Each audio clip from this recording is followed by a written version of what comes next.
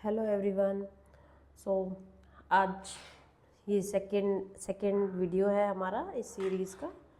Polytechnic DSA with C exam preparation के series का ये सेकंड वीडियो है। तो आज हम डिस्कस करने वाले हैं, प्रीवियस वीडियो में हमने क्या किया था, डाटा स्ट्रक्चर का introduction, real life example, operations क्या क्या होते हैं। तो आज हम डिस्कस करेंगे अपना वेरिएबल्स की, कांस्टेंट की, लिटरल्स के, आइडेंटिफायर की। बेसिकली वेरिएबल किसी भी लैंग्वेज की, क्योंकि डाटा स्ट्रक्चर में क्या होता है, हमारा सूडोकोड हमारा कैलकुलेशन के स्टेप्स होते हैं बेसिकली, बट हाँ हमें कोई लैंग्वेज चूज़ करनी होती है अपने डाटा स्ट्रक्चर का कोड करने के लिए। तो उसके लिए हम जो लैंग्वेज यहाँ पे चूज़ की है, जो हमारे सिलेबस के बेसिस पे डिप्लोमा में, वो है सी लैंग्वेज, जो हम ऑलरेडी प्रीवियस सेमेस्टर में पढ़ चुके हैं, प्रीवियस ईयर में। सो आज उसी लैंग्वेज से रिलेटेड हम थोड़ी बहुत चीज़ें, बेसिक चीज़ें जो कि हमें अपना, जब हम कोड करेंगे डाटा स्ट्रक्चर्स में, प्रॉब्लम सॉल्व करेंगे बेसिकली, तो उसमें जो हमें चीज़ें ज़रूरत पड़ने वाली है वो क्या है, वो है हमारे वेरिएबल्स, कांस्टेंट, लिटरल्स, आइडेंटिफायर। तो बेसिकली वेरिएबल्स क्या होते हैं, वेरिएबल होता है लाइक हमारे पास कोई रेक्टेंगल, हम एग्जांपल के लिए रेक्टेंगल ले लेते हैं। एक रेक्टेंगल है, रेक्टेंगल की एक साइड होती है ए, एक साइड होती है बी। तो यहाँ पे हमने इस साइड को बोला है ए, इसको बोला है बी। ए की वैल्यू है 10, यहाँ पे बी की है 5। तो जब हम इसका पेरीमीटर निकालते हैं तो पेरीमीटर का फॉर्मूला क्या होता है रेक्टेंगल का, 2 इंटू ए प्लस बी। तो यहाँ पे ए की वैल्यू क्या है 10। अब हमने डायरेक्टली यहाँ 10 और 5 ना लिखते हुए हमने क्या लिख लिया, यहाँ पे ए और बी, इन वैल्यूज़ को हमने कोई नेम दे दिया है।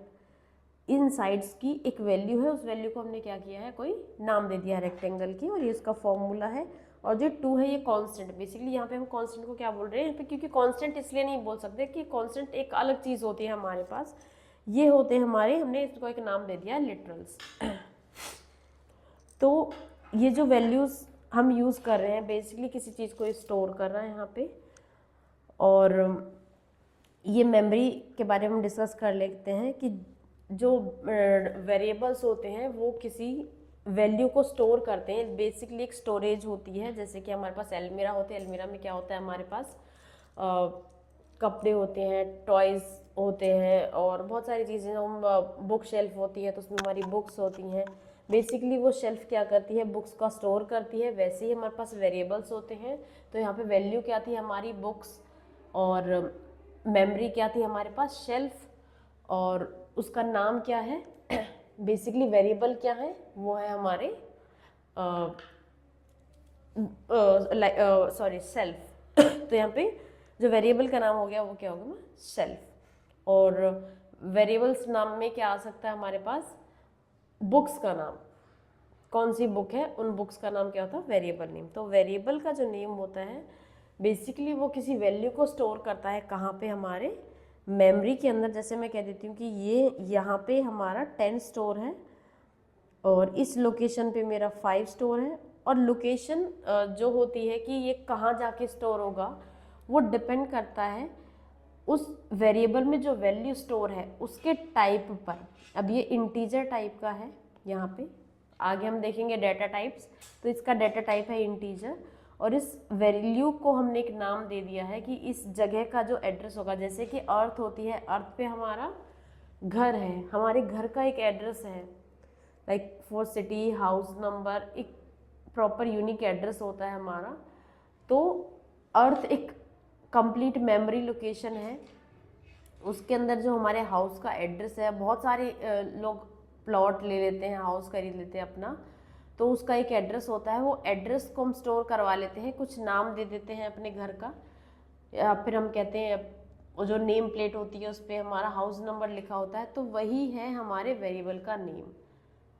और अर्थ क्या है, वहाँ पे बहुत सारे ऐसे प्लॉट्स हैं, यानी कि बहुत सारी वेरिएबल्स हैं, बहुत सारी स्टोरेज है जहाँ पे हम अपने डाटा को स्टोर करा रहे हैं बेसिकली। तो उसको हम कह देते हैं वो वैल्यू, और उस वैल्यू का जो हम नाम दे रहे हैं कि ये क्या प्लॉट नंबर है, रूम नंबर है, फ्लोर है, तो वो होते हैं हमारे वेरिएबल्स। तो यहाँ पे हमने बात कर ली कि जब जैसे पैरामीटर का फॉर्मूला है, उसके अंदर अगर कोई कांस्टेंट हम यूज़ करें तो उनको हम बोलते हैं लिटरल्स, और जो हम वैल्यूज़ को स्टोर करा रहे हैं, वेरिएबल्स, ये होते हैं हमारे वेरिएबल्स। और ये हमारी मेमोरी है, मेमोरी के अंदर हमारा ये कितना स्पेस लेगा। अब ये 5 यहाँ क्यों आया, 10 क्यों आया, हो सकता है कि इस 5 को यहाँ पे स्टोर ही हम ना कर पाएँ, ये डिपेंड करता है उसके डाटा टाइप पर। इसी तरीके से हम जो वेरिएबल सी में डिक्लेयर करते हैं वो करते हैं integer a is equals to 10 with semicolon, integer b is equals to 20 semicolon. ये इसका सिंटैक्स होता है, ये होता है हमारा डाटा टाइप, ये वेरिएबल का नेम, ये असाइनमेंट ऑपरेटर, ये उसकी वैल्यू, और सेमीकोलन हमारा मैंडेटरी होता है सी लैंग्वेज के अंदर। ऐसे ही हमारे पास होता है स्ट्रिंग, स्ट्रिंग के में अंदर हम ले लेते हैं यहाँ पे वेरिएबल का name, name is equals to double quotes के अंदर हम ले लेते हैं टोनी स्टार्क। कैरेक्टर इसी तरीके से होता है, कैरेक्टर वेरिएबल नेम और एक सिंगल कैरेक्टर को स्टोर करा के रखता है, इस तरीके से हम कैरेक्टर्स को स्टोर करा लेते हैं। अब बात आती है कि लाइक जैसे ये हमारा होता है ना कि हमने नेम लिया, ए लिया, बी लिया, सी लिया या फिर सी एच लिया, नेम लिया, तो ये सब क्या होते हैं हमारे इनको हम बोलते हैं आइडेंटिफायर्स। तो ये सारे क्या होते हैं, ये होते हैं आइडेंटिफायर्स। भले ही कोई फंक्शन का नाम है, हम फंक्शन के नेम को भी क्या बोलेंगे, आइडेंटिफाई कर रहा है कि वेरिएबल क्या है।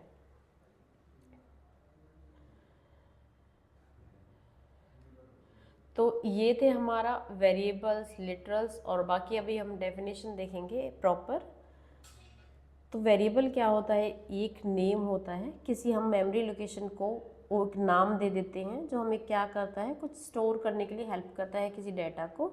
और जब भी हमें रिक्वायर्ड होती है कि लाइक हमें हमारे यहाँ पे ए स्टोर है और हमें ए प्लस बी करना है इन फ्यूचर कभी भी, तो हम यहाँ से ए को रिट्रीव करते हैं, बी को रिट्रीव करते हैं और सम में उसके कैलकुलेशन परफॉर्म कर देते हैं। तो बेसिकली वेरिएबल्स हम यूज़ करते हैं किसी वैल्यू को स्टोर कराने के लिए मेमोरी के अंदर, ताकि वो जब हमें उसकी रिक्वायरमेंट हो तो यूज़ कर सकें। जैसे कि आप मान के चलो कि हमने क्यों वेरिएबल्स में वैल्यूज़ को स्टोर कराया। अभी तो एक सिंपल वैल्यूज़ है कि ए की वैल्यू है 10। जैसे कोई कॉम्प्लेक्स सिचुएशन है या कॉम्प्लेक्स एक वैल्यू है कोई जिसको हमें याद कर पाना बहुत आसान नहीं होता है, तो उसको हम क्या करते हैं, किसी नेम के अंदर स्टोर करा लेते हैं और सिंप्लीफाई कर देते हैं उसको बेसिकली, ताकि हम जब भी यूज़ करें उसको फ्यूचर में तो वो हमें याद करने में आसानी हो जाए। बेसिकली नंबर को याद करना उतना टफ नहीं होता है, और हम नेम जो अल्फ़ाबेटिक्स होते हैं उनको इजीली याद कर लेते हैं। जैसे कि हमारा नाम, हम किसी का भी नाम बहुत आसानी से याद कर लेते हैं, बट हम किसी का रोल नंबर इतनी आसानी से याद नहीं कर सकते। Roll number in terms of, जैसे कि मोबाइल नंबर में बात करूँ, मोबाइल नंबर हम सबका याद नहीं कर सकते, 2 4 6 लिमिटेड ही हम कर सकते हैं। बट अगर मैं पूरी फ़ोन लिस्ट की बात करूँ तो हम सबका फ़ोन नंबर याद नहीं कर सकते। कुछ लोगों के पास क्वालिटी होती है, वो एक्सेप्शनल केस है। तो ऐसे ही हमारी कॉम्प्लेक्स वेरिएबल कॉम्प्लेक्सिटी जब हमारी होती है तो उसके केस में हम क्या करते हैं, अपने वेरिएबल को स्टोर करा लेते हैं।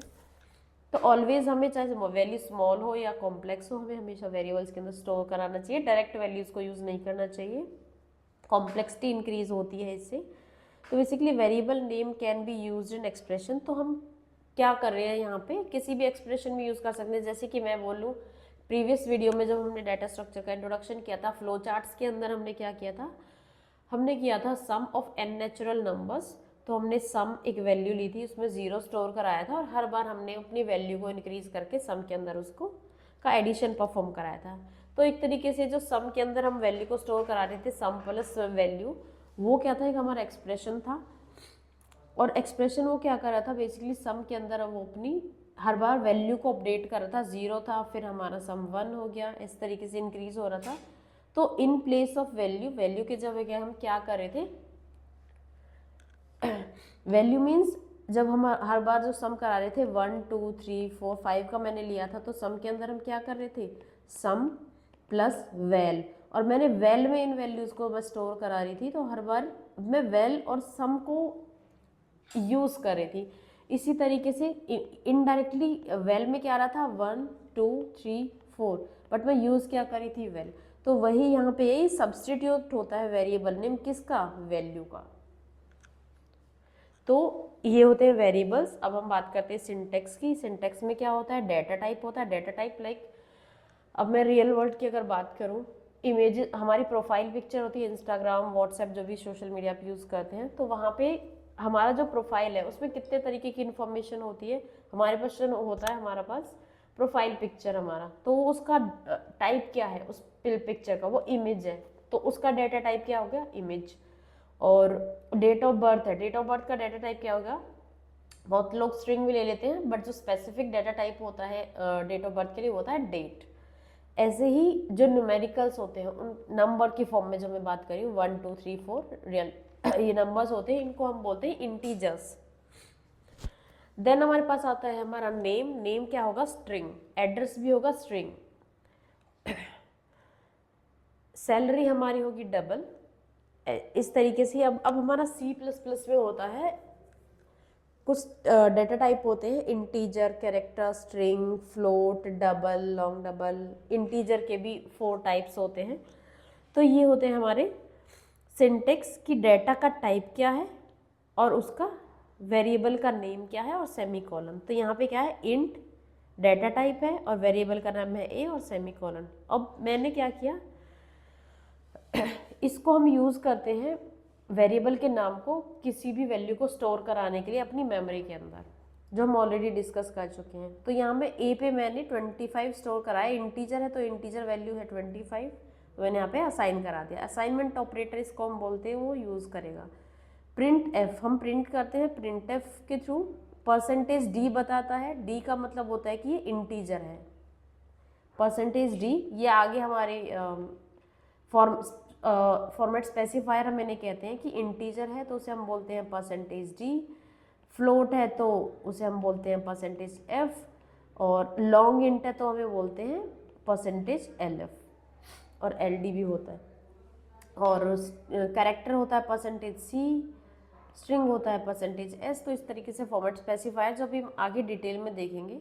यहाँ पे क्या हुआ है, डेटा टाइप डिसाइड करता है how much memory a variable need. अब इन डेटा टाइप्स को जब हम डेटा टाइप पढ़ेंगे डिटेल में, तब पता चलेगा कि ये जो डेटा टाइप है ये एक प्रॉपर स्पेस इनका होता है कि ये कितना मेमोरी के अंदर अपना स्टोरेज लेने वाले हैं। जैसे कि होता है ना कि एक साइज़ है, मेरे 2x2 का बॉक्स है तो वो कितना साइज़ लेगा, एक अगर मैं फ्लोर पे से रख दूँ तो वो 2x2 का स्पेस कंज्यूम करेगा। वैसे ही हमारे इन डेटा टाइप्स का साइज़ होता है, तो वो उसी साइज़ को ऑक्यूपाई करते हैं मेमोरी के अंदर। अब बात करते हैं हम मल्टीपल वेरिएबल्स की। तो हम मल्टीपल वेरिएबल्स को क्रिएट कर सकते हैं एक सिंगल स्टेटमेंट के अंदर बाय सेपरेटिंग कॉमा। तो कॉमा का हेल्प लेके हम मल्टीपल वेरिएबल को डिक्लेयर करते हैं, जहाँ पे हमारा होता है सबसे पहले डेटा टाइप, वेरिएबल का नेम, मल्टीपल वेरिएबल्स के name separated with comma, semicolon. Like integer, sum, character, ch, float, salary. तो ये हमारे क्या क्या होंगे, वेरिएबल्स हम इस तरीके से डिक्लेयर करते हैं। इनको हम बोलते हैं वेरिएबल की रेफ। अब 2 चीज़ें हमारी होती हैं, यहाँ पे हमने क्या किया था, इंटीजर a, फिर a के अंदर हमने 25 उसकी वैल्यू प्रोवाइड कर दी। c में कंपलसरी है सेमीकोलन होना चाहिए।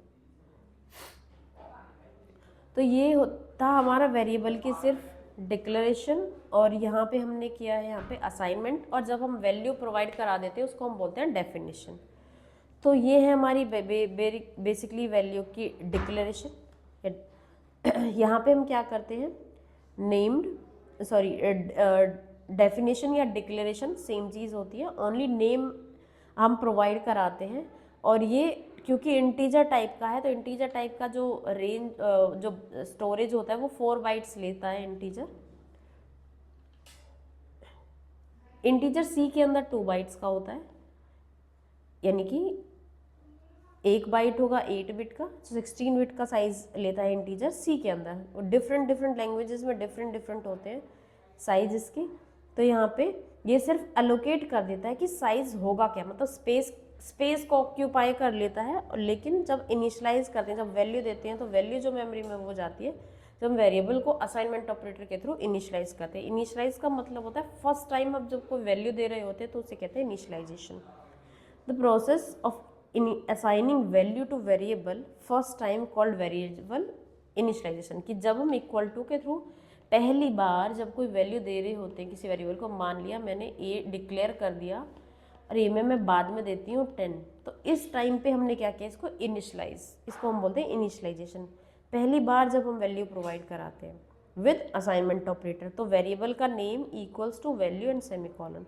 Semicolon I am again telling कि हमेशा सी के अंदर कंपलसरी होता है, हर लाइन की जो एंडिंग टर्मिनेशन होता है वो सेमीकॉलन से होता है। अब हम इन दोनों स्टेटमेंट को डेफिनेशन और इनिशियलाइजेशन को कॉम्बिनेशन में भी यूज़ करते हैं। तो वेरिएबल की डेफिनेशन प्लस इनिशियलाइजेशन, यहाँ पे क्या होता है डेटा टाइप और वेरिएबल का नेम और सेमीकॉलन होता है। तो ये चीज़ क्या होगी हमारी डेफिनेशन, और जब वेरिएबल का नेम इज इक्वल्स टू उसकी वैल्यू और सेमीकॉलन, तो ये क्या हो गया इनिशियलाइजेशन। तो इसको हमने कंबाइन किया तो डाटा टाइप वेरिएबल का नेम इक्वल्स टू वैल्यू और बाद में सेमीकॉलन भी होगा यहाँ पे। इसको हम बोलते हैं डेफिनेशन प्लस इनिशियलाइजेशन। तो यहाँ पे कुछ एग्जांपल्स मैंने लिए हैं। Int age is equal to 25, तो ये डेफिनेशन प्लस इनिशियलाइजेशन है। यहाँ पे मैंने कैरेक्टर टाइप के सिर्फ डिफाइन किया, डिक्लेयर किए हैं सिर्फ, और यहाँ पे मैं वैल्यूज़ प्रोवाइड करा रही हूँ। तो यहाँ पे मैंने डेफिनेशन अलग की है, उसकी इनिशियलाइजेशन अलग की है। यहाँ पे मैं इनको यूज़ कर रही हूँ, प्रिंट कर रही हूँ। तो कैरेक्टर टाइप है इसलिए परसेंटेज सी लिया है मैंने। कैरेक्टर टाइप को हम सिंगल कोट्स के अंदर दिखाते हैं, और क्योंकि ये इंटीजर रिटर्न कर रहा है, यहाँ से इंटीजर मीन्स 0 1 2 3, तो यहाँ से रिटर्न मैंने क्या किया है 0 विद सेमीकोलन। अब है कि हम वेरिएबल के नाम के हमारे पास कुछ, जैसे हमारे में होता है कि ह्यूमन बींग्स में नेम कैसे होने चाहिए, हिंदी में इंग्लिश में, तो ऐसे कोई नेम का रूल नहीं होता है, कुछ भी रख लेते हैं आजकल, तो कुछ भी रख देते हैं। सो ऐसे ही हमारे वेरिएबल के कुछ नेमिंग के रूल्स होते हैं यहाँ पे कि हम ये कर सकते हैं और ये नहीं कर सकते वेरिएबल नाम जब हम डिक्लेयर करते हैं। तो सबसे पहला क्या है कि हम क्या यूज़ करेंगे, सिर्फ अल्फ़ाबेट्स, डिजिट्स और अंडरस्कोर, यही 3 चीज़ें हम यूज़ कर सकते हैं वेरिएबल नेमिंग में। हमेशा जो वेरिएबल का नाम है किससे स्टार्ट होना चाहिए, वो अल्फ़ाबेट से होना चाहिए या फिर अंडरस्कोर से होना चाहिए। 2 ही कंडीशन है सी के अंदर कि वेरिएबल या तो अल्फ़ाबेटिकली होंगे स्टार्ट या फिर अंडरस्कोर से स्टार्ट होंगे। उसके अंदर कोई वाइट स्पेस नहीं आएगा, तो no white space allowed variable name के अंदर। देन होता है कि हम कभी भी डिजिट से स्टार्ट नहीं कर सकते। जब हम 2 ही चीज़ें स्टार्ट करने के लिए अल्फ़ाबेट है और अंडरस्कोर है, तो डिजिट से कर ही नहीं सकते। डिजिट्स यूज़ कर सकते हैं, डिजिट से स्टार्ट नहीं कर सकते हैं। Digit means 1 2 3 numerical. Must not be any reserve word और keyword, like reserve words, keywords. Basically keyword कैसे होता है, स्विच, हमारे पास क्या होता है फॉर लूप, फॉर लूप के लिए हम फॉर कीवर्ड होता है। ऐसे ही क्लास, हमारे पास इंटीजर एक कीवर्ड होता है डाटा टाइप के लिए, फ्लोट होता है। तो इन सब को हम एज अ वेरिएबल नेम नहीं डिक्लेयर कर सकते हैं। अब है कुछ वैलिड और इनवैलिड नेम्स, क्या हम ले सकते हैं क्या नहीं, तो हम रूल के हिसाब से देखेंगे। वैलिड में क्या है, अंडरस्कोर से स्टार्ट कर सकते हैं, ये वैलिड है। यहाँ पे अंडरस्कोर बीच में यूज़ कर सकते हैं, ये भी वैलिड है। और इंटीजर में बाद में ले सकती हूँ, ये भी वैलिड है। अंडरस्कोर इंटीजर, ये भी वैलिड है। स्पेस, वाइट स्पेस नहीं हो सकता, ये इनवैलिड है। 1 3 से डिजिटल नहीं स्टार्ट हो सकता, ये भी इनवैलिड है। और ये क्या है हमारे go to, switch, for loop, ये क्या होते हैं हमारे कीवर्ड्स होते हैं। आगे हम देखेंगे कि क्या क्या कीवर्ड्स हो सकते हैं हमारे सी के अंदर, तो वो ये कीवर्ड्स हैं बेसिकली। तो ये भी हम वेरिएबल नेम में यूज़ नहीं कर सकते। नाउ कांस्टेंट, कांस्टेंट क्या होता है, ये एक रीड ओनली वैल्यू होती है that can not be modified during the execution of program. जैसे हमारे पास वेरिएबल है कि वेरिएबल क्या होते हैं, वेरिएबल का एक पॉइंट था जो हमने मिस किया कि अगर वेरिएबल में मैंने अभी एक वैल्यू इनिशियलाइज किया, जैसे सम में, ये अंडरस्टूड भी है, नाम बता, वेर का मतलब वेरी करे, जो चेंज हो जाए। तो सम में मैंने इनिशियली 0 लिया था, और जब मैं सम में क्या करे थे, सम प्लस वेल, और हर बार वेल की वैल्यू चेंज हो रही थी 1 2 3 4, तो यह ऑटोमेटिकली हमारी सम की वैल्यू चेंज हो रही थी। तो हम वेरिएबल का क्या मतलब है कि उसकी वैल्यू को हम कितनी भी बार चेंज कर सकते हैं। लेकिन कांस्टेंट क्या होते हैं कि एक बार हमने जब फर्स्ट इनिशियलाइज किया, उसके बाद हम उसकी वैल्यू को चेंज नहीं कर सकते। तो जो वेरी करे यानी कि जो चेंज हो जाए वो वेरिएबल, और जो चेंज ना हो वो कांस्टेंट। अब कांस्टेंट के भी सेम टाइप ही होते हैं हमारे, integer, floating point, string, character. जैसे हमारे वेरिएबल के डाटा टाइप्स होते हैं, वैसे हमारे कांस्टेंट के भी होते हैं। अब कांस्टेंट के लिए एक स्पेशल कीवर्ड होता है कॉन्स्ट।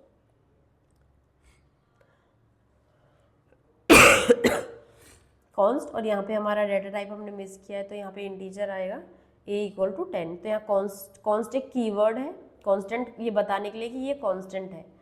डेटा टाइप वेरिएबल का name is equals to value. तो सेम प्रोसेस है कि ये कीवर्ड है, ये डेटा टाइप है, इसका नेम है, ये असाइनमेंट ऑपरेटर है, वैल्यू है, और इसको सेमीकोलन से टर्मिनेट कर रहे हैं। अब प्रॉपर्टीज़ क्या होती हैं कांस्टेंट की? इनिशियलाइजेशन विद डिक्लेरेशन की शुरुआत में ही हम उसे इनिशियलाइज कर देते हैं मोस्ट द केसेस। कई बार क्या होता है कि बाद में हम कर सकते हैं, लेकिन वो सिर्फ एक ही बार कर सकते हैं, बार बार नहीं कर सकते। तो ज़्यादातर हम जो प्रेफरेंस होती है कि जब एक ही बार करना है तो हम डिक्लेरेशन के साथ ही इनिशियलाइजेशन को प्रेफर करते हैं। इम्यूटेबिलिटी क्या होती है? इम्यूटेबिलिटी का मतलब है, इस वर्ड को हम ऐसे लर्न कर सकते हैं, जैसे रिमोट होता है हमारा, रिमोट क्या कर सकता है? हम टीवी के वॉल्यूम को म्यूट भी कर सकते हैं और अनम्यूट भी कर सकते हैं। और वो होता है लाइक वेरिएबल्स कि हम चेंज कर पा रहे हैं।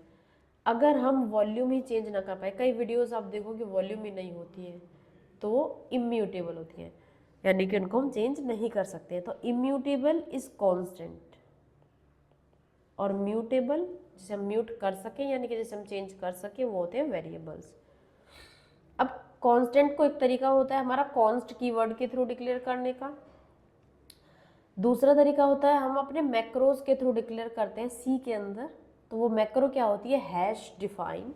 तो हमने एक एग्जांपल लिया यहाँ पे है। जब ये कहाँ हम करते हैं? ये करते हैं हम जब हमारा हम इंपोर्ट करते हैं, जैसे होता है ना import stdio.h hash include, sorry import तो स्विफ्ट में होता है, हैश इंक्लूड होता है हमारा सी के अंदर, हैश इंक्लूड stdio.h।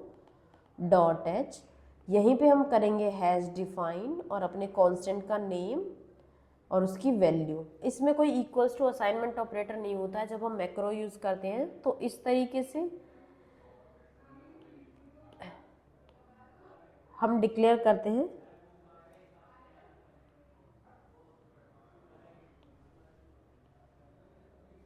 यहाँ पे।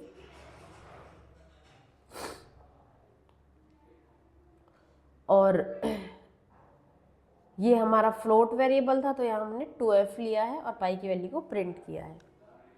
तो ये था हमारे कांस्टेंट।